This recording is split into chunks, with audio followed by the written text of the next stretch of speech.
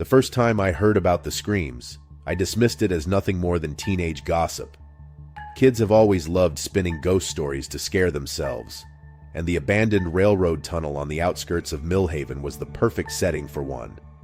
They called it the Tunnel of Echoes, a relic from the late 1800s that had long since fallen into disrepair, its mouth swallowed by creeping vines and moss. I remember my friends and I daring each other to go near it when we were young, laughing off the shivers that ran down our spines as we did. But that was a long time ago, before I knew how easily the past could sneak up on you when you weren't looking. My name is Alex Turner. I'm 35, and life has been an uphill battle lately. Just 6 months ago, I lost my wife, Claire, in a car accident that left me struggling to adjust to being both a history teacher at Millhaven High and a single father to our daughter, Lily. She's 8, and she's tougher than me, even if she doesn't realize it. Every morning, we eat breakfast together at the little wooden table Claire picked out for our kitchen. I make her oatmeal or eggs, depending on what she feels like, and we sit together, watching the sunlight filter through the leaves outside, as if those few minutes could hold back the rest of the world. After school, I usually take Lily to visit my father, George, who runs the antique shop in town. He's one of those men who wears his past in his eyes, a mix of joy and regrets, with secrets tucked away like forgotten trinkets in the dusty corners of his store. And then there's Mark, my best friend since high school, now a police officer, still trying to protect Millhaven from whatever it is he thinks lurks in the shadows. The legend of the tunnel was something my students started talking about again just last week. They whispered in class, exchanged glances whenever someone brought it up. Kids said that they'd heard screams late at night coming from the direction of the old railroad tunnel, shrill and desperate, echoing off the hills. I'd ignored it at first, let them have their fun, but then Lily came home from school one afternoon, her face pale and her hands trembling. "Daddy," she said, her voice small. I heard it too. The screams. I wanted to tell her it was just a story, just kids trying to scare each other. But the way she looked at me, her eyes wide and serious, I couldn't brush it off. "Where did you hear them, sweetheart?" I asked, trying to keep my voice calm. She looked down at her shoes, scuffing the floor with the toe of her sneaker. "On the field trip, when we went to the park near the tunnel. I heard it, and then I found this." She held out her hand, and in her palm was a small, tarnished locket. It was gold, or at least it used to be, with a delicate chain that looked like it could break at any moment. I took it from her, my fingers brushing over the worn surface, and opened it. Inside was a faded photograph of a woman, a young woman, maybe in her 20s, her face blurred with time but her expression unmistakable. She looked frightened. That night, Lily woke up screaming. I ran to her room, my heart pounding, and found her sitting up in bed, her eyes wide with terror. "She's calling me," she whispered, tears streaming down her cheeks. "The woman in the locket. She wants me to help her." I held her until she fell back asleep, my mind racing. I didn't know what to make of it, but I knew I couldn't ignore it anymore. The next day, I drove out to the tunnel after school.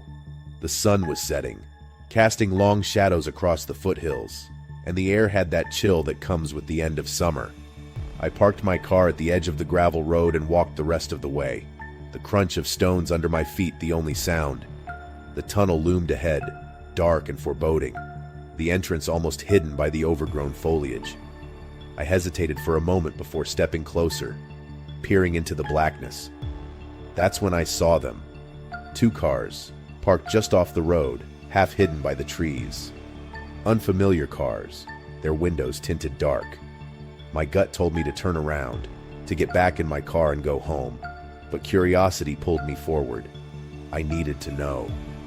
A man stepped out from behind one of the cars, his silhouette barely visible in the fading light. He was tall, with a scruffy beard and a worn leather jacket. He watched me for a moment before stepping forward, his voice carrying through the stillness. "You must be Alex Turner," he said. "My name's Trevor. I'm a historian, researching the area."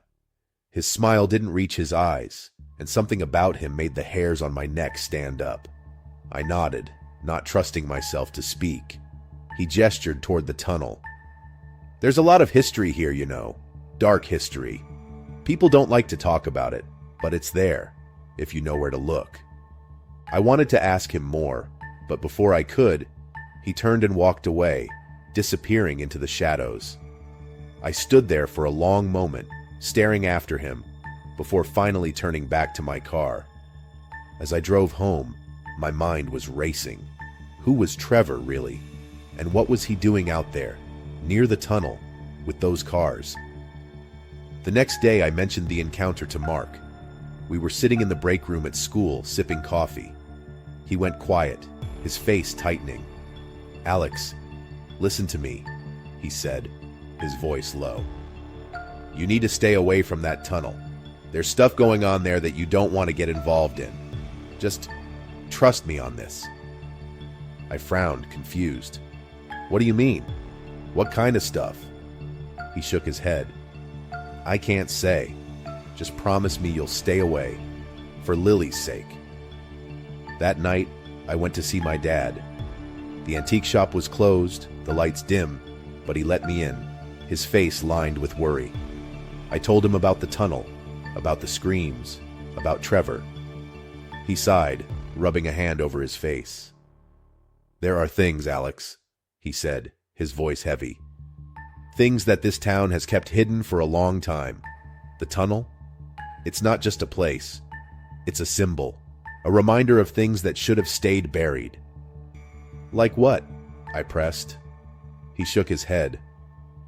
"Just let it go, son. Some things are better left alone." But I couldn't let it go, not after what happened next.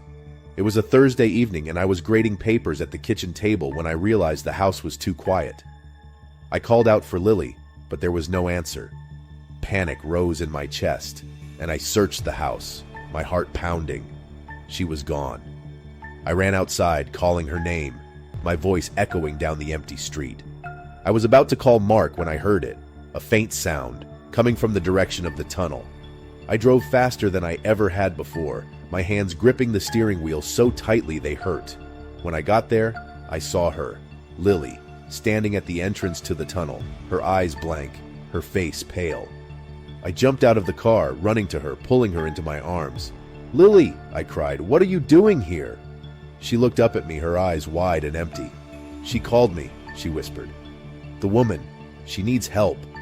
I took her home, my heart heavy with fear.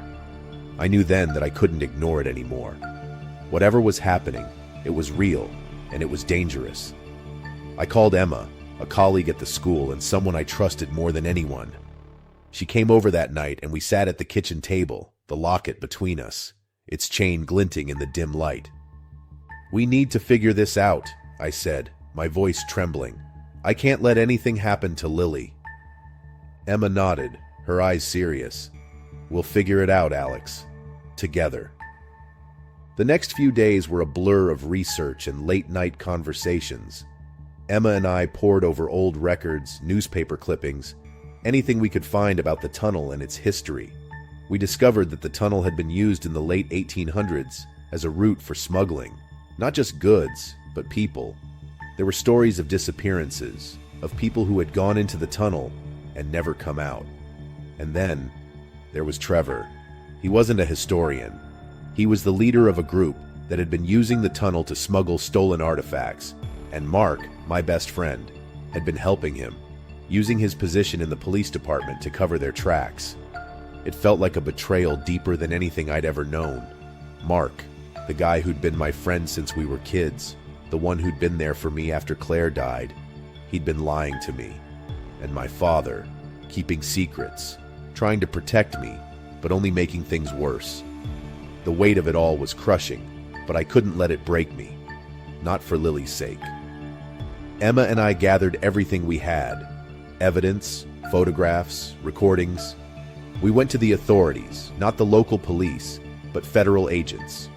It was risky, and I was terrified, but I knew it was the only way to keep Lily safe. The night they came to arrest Trevor and Mark, I stood on my porch, watching the blue and red lights flash across the darkened street, my heart heavy but determined. Mark looked at me as they led him away, his eyes filled with something I couldn't quite read. Regret, maybe, or anger. I turned away, pulling Lily close as she watched from the doorway, her small hand clutching mine.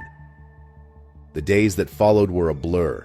Interviews, statements, the slow unraveling of the tangled web of lies that had been wrapped around Millhaven for so long. My father apologized, his voice breaking as he told me he'd only wanted to protect us, that he'd thought keeping quiet was the best way to keep me and Lily safe.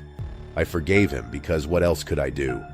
He was my father, and he'd done what he thought was right, even if it had been wrong. Lily stopped having nightmares. The locket was taken as evidence, and I was glad to see it go.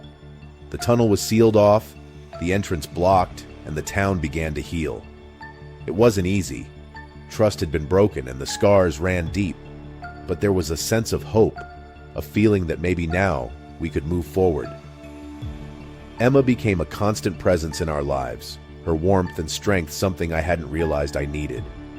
We weren't a family, not yet, but we were something close to it, and that was enough for now. I still taught history, still tried to make sense of the past, but I knew now that some things couldn't be explained, that some echoes never truly fade. The past lingers. It shapes us, but it doesn't have to define us.